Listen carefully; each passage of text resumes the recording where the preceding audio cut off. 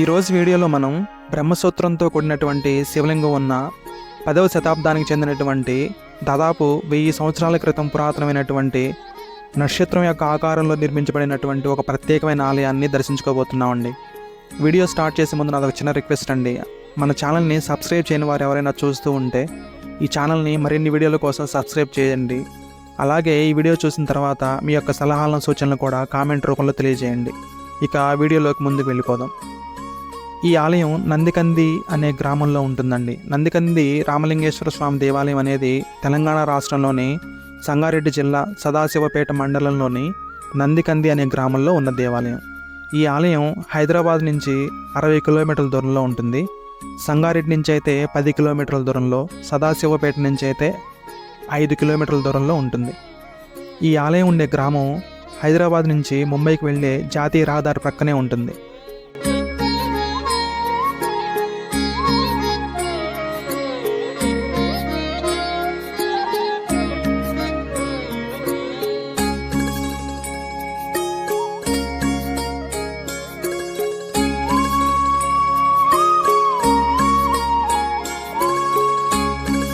ముందుగా ఈ ఆలయంలోకి మనం ప్రవేశించేటప్పుడు మకర తోరణంలాగా, అంటే కాకతీయుల యొక్క శైలిలో ఉన్న ఏకశిలా తోరణంలాగా ఉన్న ద్వారం మనకు కనిపిస్తూ ఉంటుంది. దీని ప్రత్యేకత ఇదే అన్నమాట. అయితే ఈ యొక్క తోరణాన్ని, ఈ ఆలయాన్ని కూడా కాకతీయులకి ఎటువంటి సంబంధం లేదు.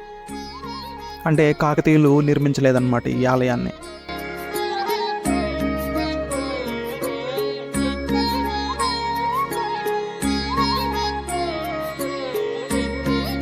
ఈ ఆలయంలోకి ప్రవేశించగానే జీవం ఉట్టిపడే నంది, ఆ నందికి ముందు 4 స్తంభాలతో కూడినటువంటి రంగమండపం మనకు కనిపిస్తూ ఉంటుంది.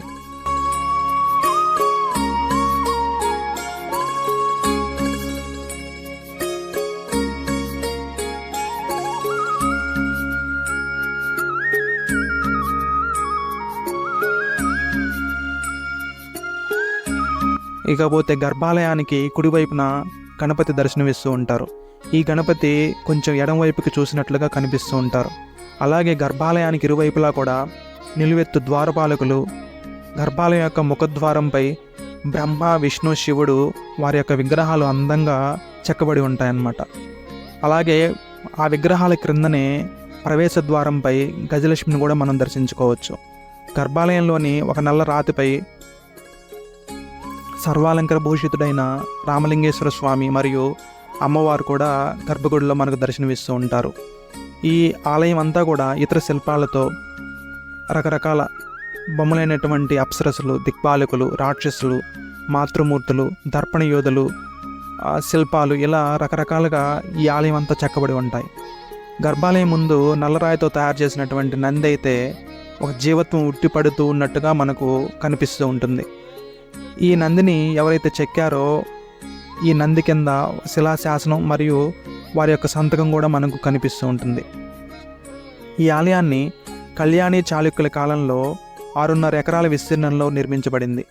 ఈ దేవాలయంలో అశతోషుడైన శంకరుడు మృత్యుంజయ మహాశివలింగ స్వరూపంతో నిరంతరం పూజలు అందుకుంటూ ఉన్నారు.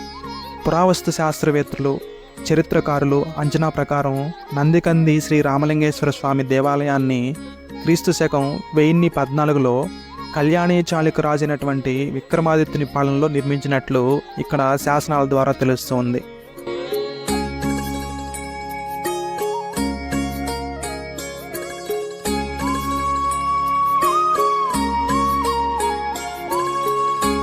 దేవాలయంలోని 5 శాసనాలు తెలంగాణ ప్రాచీన చరిత్రకు సాక్ష్యాలుగా ఇక్కడ నిలుస్తూ ఉన్నాయన్నమాట.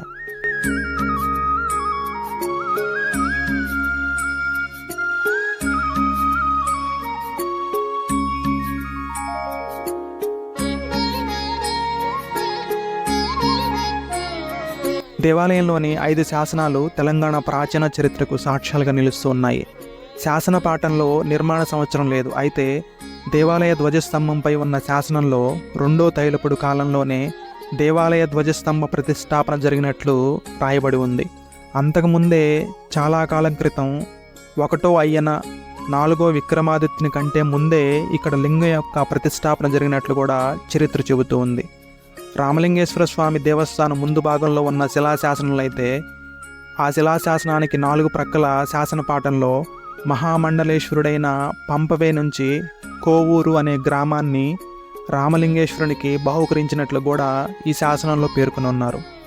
సెలయేరు బావి వద్దకు పక్కన గల నేలపై ఉన్న మరో శాసనం త్రిభువనం వల్ల బిరుదాంకితుడైనటువంటి 6వ విక్రమాదిత్యుడి పరిపాలనా కాలంలో అంటే 1086వ సంవత్సరంలో ఈ ఆలయం ఆ సంవత్సరంలో నిర్మించబడిందని ఈ శాసనంలో రాస్తున్నారన్నమాట.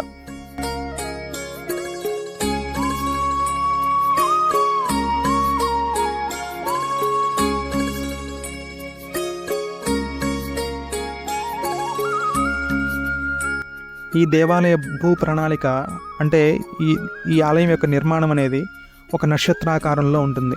శిఖరం భూమిజ శైలిలో నిర్మించబడి ఉంటుంది. ఇక్కడ గర్భగుడి నక్షత్రాకారంలో ఉంటుంది. ఈ దేవాలయంలో చాళుక్య శిల్పులు వివిధ దేవుళ్ళ యొక్క విగ్రహాలను దేదీప్యమానంగా చెక్కించారు. చతుర్థ శిల స్తంభాలతో అంటే 4 స్తంభాలతో కూడినటువంటి నవరంగ మండపం చాలా అద్భుతంగా ఉంటుంది.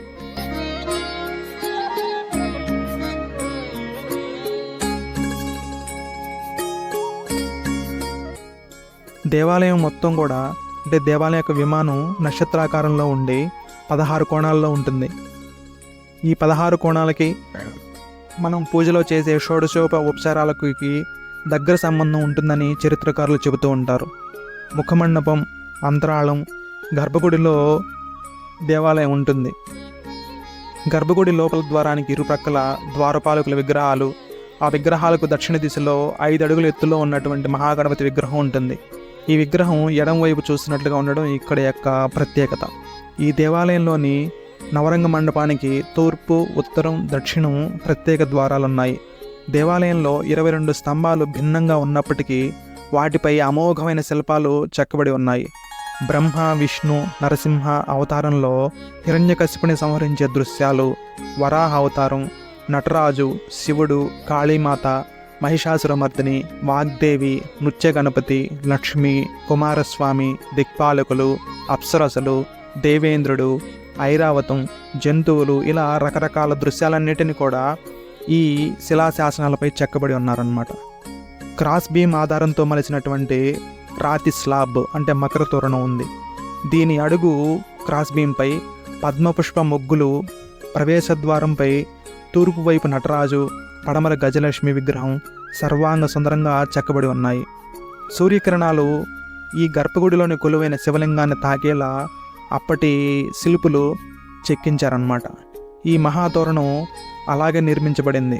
తోరణం యొక్క పైకప్పు 7 తామర మొగ్గలు భూమిని చూస్తున్నట్లుగా ఉంటాయి. వీటి మధ్యనున్నటువంటి 6 రంధ్రాల ద్వారా సూర్యుని యొక్క కిరణాలు ఒక్కొక్క ఋతువులో ఒక్కొక్క రంధ్రం ద్వారా ప్రయాణిస్తూ మూల విరాటైనటువంటి రామలింగేశ్వర స్వామిపై వెలుగులు ప్రసరింపజేస్తూ ఉంటాయి. ఆలయం మొత్తం కూడా మనకు ఒక అద్భుతమైన శిల్పాలతో కనిపిస్తూ ఉంటుంది. ముఖ్యంగా స్తంభాలైతే మన చేతి వేళ్ళు కూడా దూరేటటువంటి చిన్న చిన్న రంధ్రాలతో కూడా చెక్కు చెదరకుండా ఈ స్తంభాలని చెక్కడంలో వారి యొక్క నైపుణ్యతను ప్రదర్శించారు.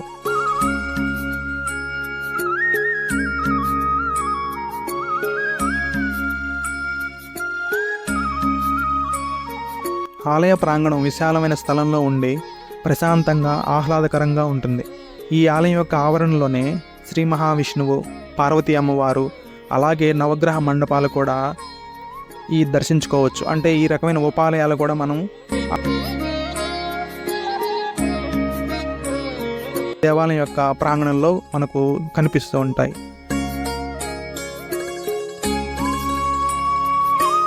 ఈ ఆలయ ప్రాంగణంలోని అప్పటి కాలానికి సంబంధించినటువంటి రకరకాల దేవతామూర్తుల యొక్క రాతి శిలలను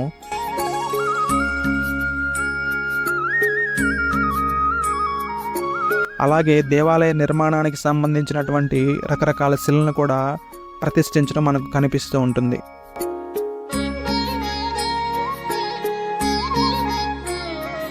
ఈ ప్రాంగణంలోనే ఉన్న ఒక పెద్ద హాల్లో అప్పటి కాలానికి సంబంధించినటువంటి విలువైన శిలలను ఒక వరుస క్రమంలో మ్యూజియం లాగా దర్శించడానికి వీలుగా ఎత్తైన అరుగుల మీద ప్రతిష్ఠించి అందరూ దర్శించడానికి వీలుగా ఏర్పాటు చేయబడి ఉంది.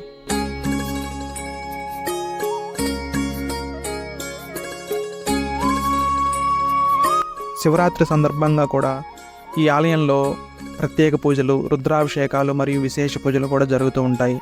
అలాగే కార్తీక మాస ఉత్సవాలు, కార్తీక మాస దీపారాధనలు ఈ ఆలయంలో జరుగుతూ ఉంటాయి.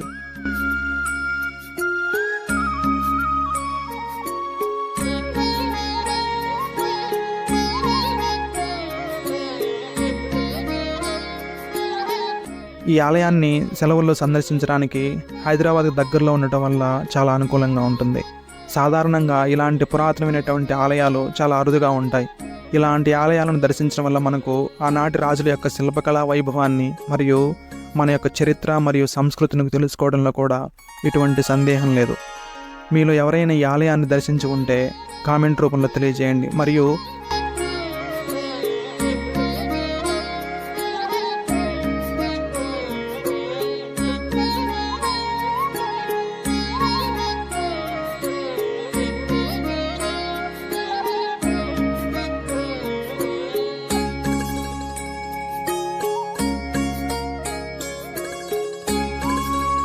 మరియు మీ చుట్టుపక్కల ఉన్న ఇలాంటి పురాతనమైనటువంటి ఆలయాలు ఏవైనా ఉంటే కామెంట్ రూపంలో తెలియజేయండి.